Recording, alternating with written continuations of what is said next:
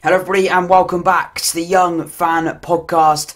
I don't know why I acted so excited there when I was introducing the podcast. It's just because I guess I'm just excited to be doing the podcast, but I'm not too excited about the result. We are out of the FA Cup. We lost the FA Cup first round. We're out of the FA Cup. We do tend to like doing FA Cup runs and especially cup runs as well. We've had some really big teams up here at the Kassam. Over the years in the FA Cup, and we've been to some decent grounds over the years in the FA Cup as well. This year is not going to be just like that either. It's not going to be quite like we've had in previous seasons in the Cup, and we're out of the FA Cup, which is a bit of a shame. I'd say very much a shame, because I think we could have got maybe more out of the game than I think we did get out of the game. I know it's a very cliche and a very sort of classic losing mentality when you're a football fan. It seems to be the same a lot. When you lose the game, there's always reasons why you've lost a game of football. But I think today there were quite a few reasons why we lost today. I think the officials weren't fantastic, but again, that is a really easy scapegoat. I don't think the performance throughout the entire game was amazing. Yeah, please just excuse the hair. It's got out of the shower. It's still all over the shop. But no. I just think generally, I think the performance was quite good. I think the performance today was actually showing signs of the old Oxford United, but it wasn't like that throughout the whole game. I think there were spells of really good play, but I do think there were actual times where the performance wasn't fantastic. I think the game was okay at times, but I think the performance wasn't all amazing. I think that's the best way of putting it. But generally, I was impressed with it. Generally, I was happy with the performance. I was really happy with the players that came in. For the day, I think it was a classic thing. It was, it's not a league game for Oxford United today, and I think the preparations for me and the way I sort of looked forward to the game was a little bit different. And then as soon as that game kicked off, it was a game in which I really was desperate for Oxford United to win. And when we went 1-0 down, there was frustration, and when we equalised, there was passion, my celebration when we scored their equaliser through Josh Ruffles, of course. Really good ball in by Anthony Ford. The balls in for Anthony Ford this season, and especially today, were absolutely incredible. One of the best dead ball takers, I'd say, probably in this league, if not the best. That's biased, of course, but I do think he is absolutely extraordinary. And we have to remember as well, we're playing against Peterborough, who are the best team in this in the FA Cup this season so far. Obviously, round one is capped at League One level, and they're top of League One, so they are the best team in the FA Cup, and we had them in the first round. It's not ideal. It's a very, very difficult draw. And we didn't get outclassed, I'd say. I don't think we got absolutely battered in terms of performance and in terms of result. I think we dominated the majority of the game.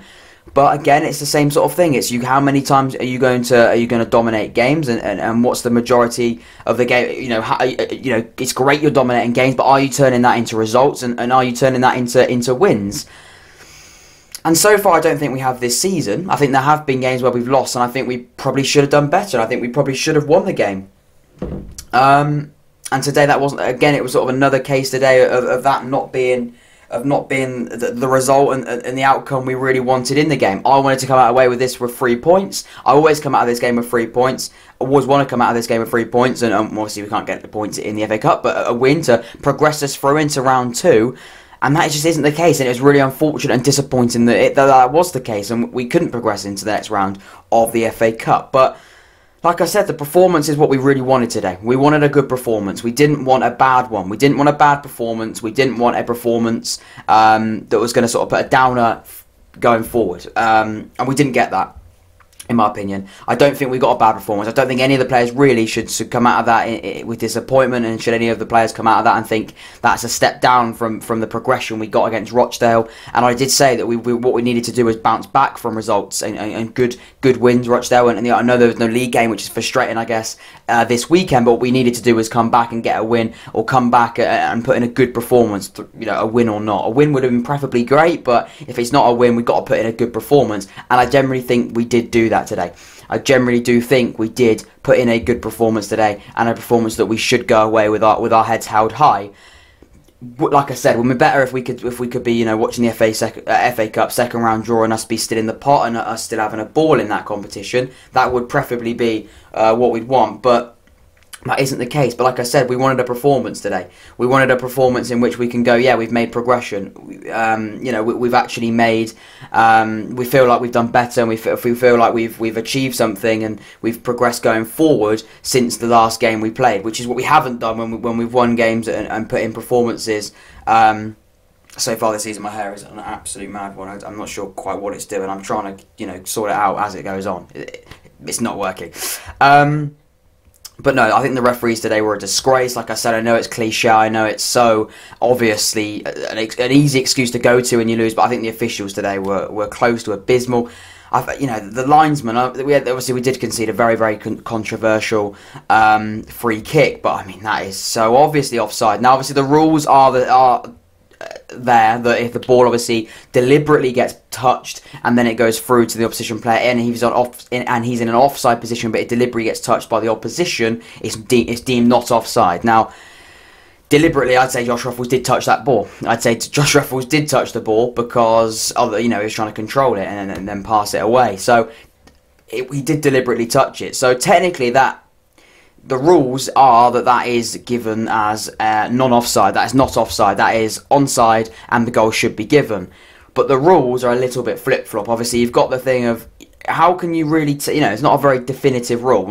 Is it deliberate? Is it not deliberate? So you're telling me that Ruffels should have just left that, and that would have been offside. I mean, that would have gone off all instinct. If Josh Ruffels hadn't touched that ball and it had gone straight through to Dembele, who scored it for Peterborough, then that goal wouldn't have stood. That goes against all instinct. If you're a defender, and if you've played football, you know this as well. If the ball comes to you, whether there's an offside, player in an offside position behind you, your instinct is still to touch the ball. Now, Josh Ruffels didn't help this himself, obviously, because he touched the ball, and it was an awful touch, and that's how Dembele got it. It shouldn't have gone through to Dembele, and Ruffels really should have sorted that out. But your instinct still is to touch the ball. If the ball's coming to you as a defender, Josh Ruffels didn't choose that his touch was going to let him down, and then obviously that was going to be the case that did let him down eventually. So, deliberate. How do you know when something's deliberate? I understand if Josh Ruffels had, touched the ball and then just passed it to Dembele. I mean, that would have been awful, but then that's deliberate. But then I wouldn't think that Josh Ruffels would have deliberately decided to pass the ball to him. But you know what I mean? What is deliberate in my... I'm not sure what deliberate quite comes under. I don't understand how you can have a football rule that has a rule where deliberate is in the rule book. It's, how can the referee go into the mind of the player and go, that was deliberate, he was meant to do that? Because honestly, Josh Ruffels was never going to let the ball go through him. Josh Ruffels was never going to do that. So then it should come down to, if he hadn't touched the ball, if the ball hadn't made contact, then would it have been offside? In that case, yes, he was in a clear offside position. The linesman, they didn't even have a chat with the linesman. I mean, Carl Robinson was furious, as I think any manager and any fan would be. I certainly was at the time before I sort of looked into the reasons why that may not have been given. But the linesman didn't even flag. The linesman didn't even flag, or even have a conversation with the referee. He just got booked. Carl Robinson just got booked after that, and that was the end of that. And the goal was given. But we got back into the game with a really nice ball in from Anthony Ford and a great finish. It was a little bit of a scrappy finish, but it was a good ball in, and I guess he did well, Josh Ruffels, to redeem himself. I guess with putting that ball into the back of the net and then pinning them back, pinning Peterborough back to 1-1, and then that's how we went into the break. And before then, I think we did really well in the game. I thought the actual performance was really good. I thought the midfield was much better today than it has been when we haven't had Goran in there. I think the midfield has gone missing when we haven't had Goran in there, and Goran wasn't there today. And I think the midfield did much better. I think Henry I think Taylor did really, really well up front, and we will come on to players that weren't in the squad today and the changes that both Oxford United and Peterborough made. But I think Matty Taylor today was good. He didn't get a goal, but he was captain. He took that responsibility upon himself. Obviously, maybe not upon himself. I'm sure he was given captain, but he took the responsibility, down, and he had to show why he was going to be captain and why he's got such responsibility when he is captain and how he's going to perform from that. And I think he did have a really good performance today. I think he did some. I think he did good things. I think he chased the ball down really well. I think he pressed well, like we get with Matty Taylor. He is generally a striker that will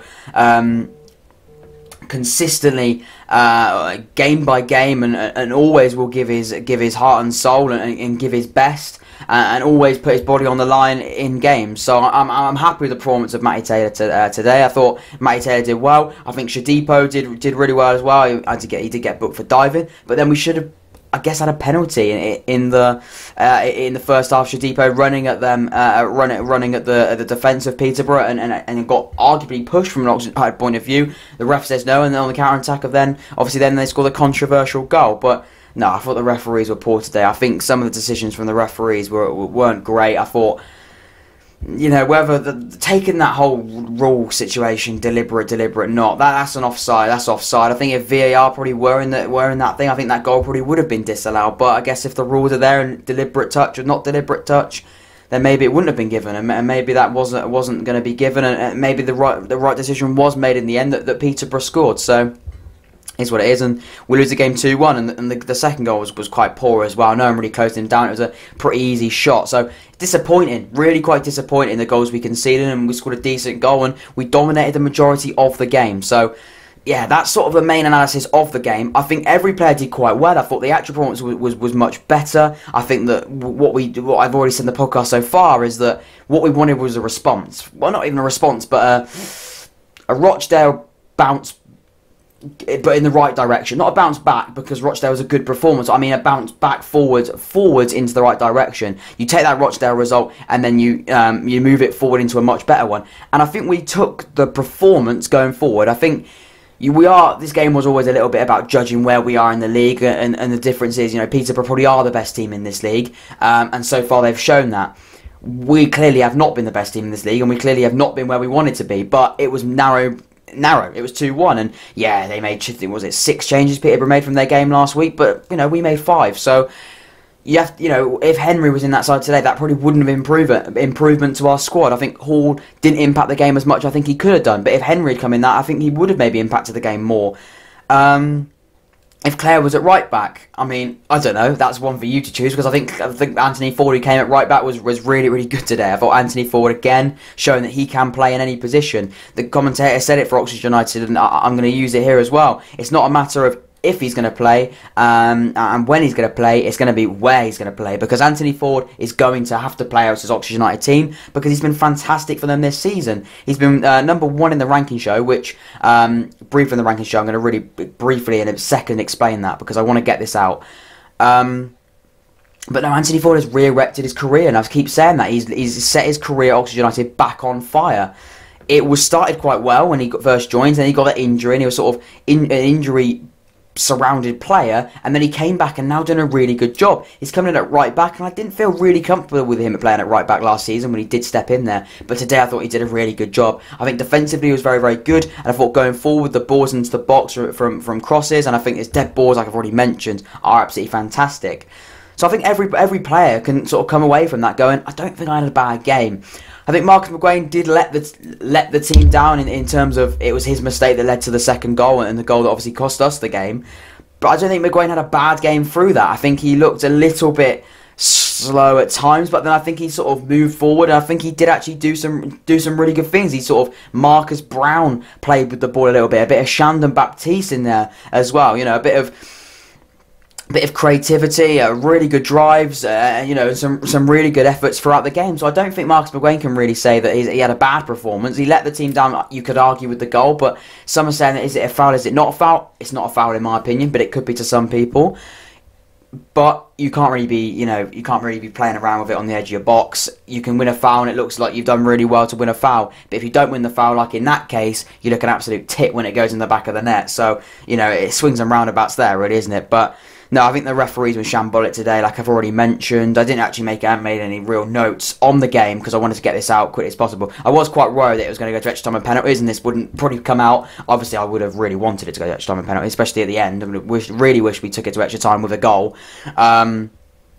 But in that case, it probably would have come out tomorrow. But we didn't get the end. We didn't get the goal. I think we did. We had some really good chances. I thought the Peterborough goalkeeper was fantastic. Is it Pym? I think his name is. He's a good goalkeeper, man. I mean, the balls into the box from corners. He used to. He caught a lot of them as well. I thought he was really, really, really good for Peterborough. And no, I think they've got a really, really good goalkeeper in their hands there. So yeah, I think Peterborough can go away with that with a really, really good performance, and they've got a good result. They're in the second round, and congratulations to Peterborough. They are a very good side, and again, show today, even with a few changes in the starting lineup, they've still got a really good side. So no, I think Peterborough did really well, but I think Oxford United can go away on this Remembrance Sunday, excuse the pun, remembering the performance Obviously, Remembrance Sunday and Remembrance Day. I mean, it's not Sunday. I don't know what I was on about. Remembrance Weekend, Sunday being tomorrow, but Remembrance Saturday, but the day before Sunday. I think Remembrance Day being much more important than this, but I think they can remember this performance because I think it was a really good one. They've got a Tuesday game, of course, like in the Leasing Cup against Walsall, and then we've got a game at home against Doncaster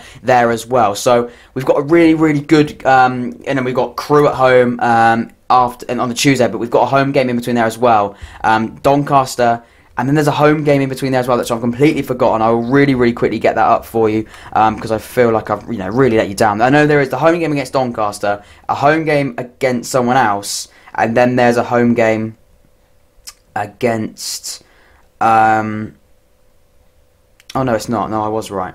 I was right. It's a home game against Doncaster, home game against Crewe, and then away game against Wigan. So yeah, I was right. I did feel like there was a home game in between of them, but there isn't. It's a Saturday game against Doncaster, Tuesday game against Crewe, and then the following Saturday Wigan, and then Tuesday we've got a very, very big game away against Portsmouth. Of course, that will be a very difficult game as well. But difficult games coming up for Oxford United, but 2 games in the league after the Papa John's Trophy, EFL Cup, whatever you want to bloody call it. We've got that against Walsall on Tuesday, the 10th of December. 10th of December, November is what I meant to say, 3 days time. But no, I thought the performance was much better. We lost the game, we're not through to the next round, but it is disappointing. We like having the big teams come up here, we like the FA Cup, we do tend to have a really good go at this competition when we are playing, but it wasn't to be today. We're out in the first round, but we didn't get a really nice, we didn't get a great draw, did we, against Peterborough in this game. But I think the performance was much better than it has been in a lot of games. And we have to remember as well, we've already played Peterborough this season, and we did get outclassed 2-0. We didn't score a goal. We didn't look very good. Today, we did look good. We didn't get outclassed. We did lose the game 2-1, but I think on another day, a few things could have gone other way. I think the officials could have maybe woke up on the other side of the bed, as it were, and maybe made a few decisions the opposite direction. I think we could have been given a penalty. I think we could have been given multiple fouls across the thing. I do think we did do some silly fouls though. That does frustrate me. That really does frustrate me sometimes with Oxford United. Those silly fouls in the box do annoy me, but I don't think that's cost us the game, in my opinion. But no, I think if on the other day this could have been something else. But at the end of it, Oxford United lose this game 2-1 in the FA Cup first round. Not ideal. There'll be no more FA Cup podcasts to be worried about for Oxford United this season. It is a shame. We only got one podcast for the FA Cup this season on the Young Fan Podcast. But there'll be plenty more in League One. There'll be plenty more podcasts where that comes from now, as we of course move through into the end of the year, which of course means live content if we get 100 subscribers before the end of the year. So if you haven't subscribed, please subscribe. Live content, live watch-alongs, live match previews, live match reactions, all of that live so we can interact with each other. It would be fantastic. All you've got to do is hit that subscribe button. That would be much appreciated. Leave a like on this episode of the podcast as well. Hopefully you've enjoyed this episode of the podcast. Oxford United, I was going to say crashed out of the FA Cup. We haven't been crashed out of the FA Cup, but we've been beaten in the FA Cup first round. We are out of the Emirates FA Cup. And yeah, I'll see you very, very soon. But thank you very much for this episode of the podcast. This has been the Young Fan Podcast. I've been Jack, and I'll see you later.